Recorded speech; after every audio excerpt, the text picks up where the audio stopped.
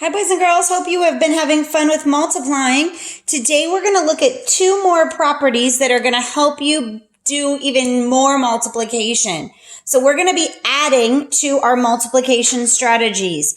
We've got equal groups, repeated addition, skip counting, number line, arrays, and then we did the commutative property of switching. So we're going to add two more. So I'm going to start by adding number 7. And this property is called the identity property of multiplication.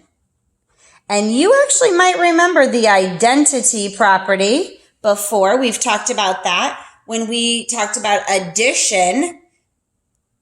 Because when we added using the identity property, we were saying that the number stayed the same. Well, it's very similar with this one. And I want you to circle the I because the I kind of looks like the number we're going to focus on for the identity property.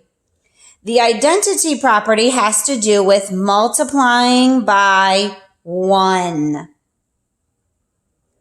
So here's what it says. When you multiply a number, so when you multiply a number by 1, the product, remember we've used this word before, product is the answer. The product is that number. Okay, so when I multiply any number, doesn't matter what number, by 1, my answer is whatever number that is. That's what the identity says. Identity 1 is staying the same, being who you are. You might want to think of it that way.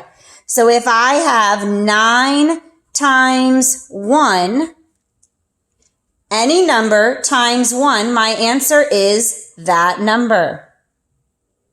And if you think about that, if I made 9 rows, 4, 5, 6, 7, 8, 9, in one column, that's all I have is 9. I could even say 1 times, let's say a big number, 100. I still would know my answer is 100. Some of you might remember to our problem last week where we were talking about corn, and the last one said 1 group of 10. So we said 1 group of 10 gave us 10 because we put it all in one spot. So here's a quick way. Whenever I see anything times 1, I know my answer is that number. The other property we're going to learn about today is called the zero property of multiplication. And I bet you can figure out we're going to be talking about a number times 0. This says when you multiply a number by 0, so any number by 0, the product, remember that's your answer, is 0. If I don't have any groups to put it into, I can't do it. Even if I have groups but I don't have anything in there, the answer is still 0. So if I have 8 chickens but I have no houses, I still don't have any houses with chickens. If I have no plates and no cookies, I have nothing. If I have 100 plates and no cookies, I have no cookies. So anything times 0 is 0.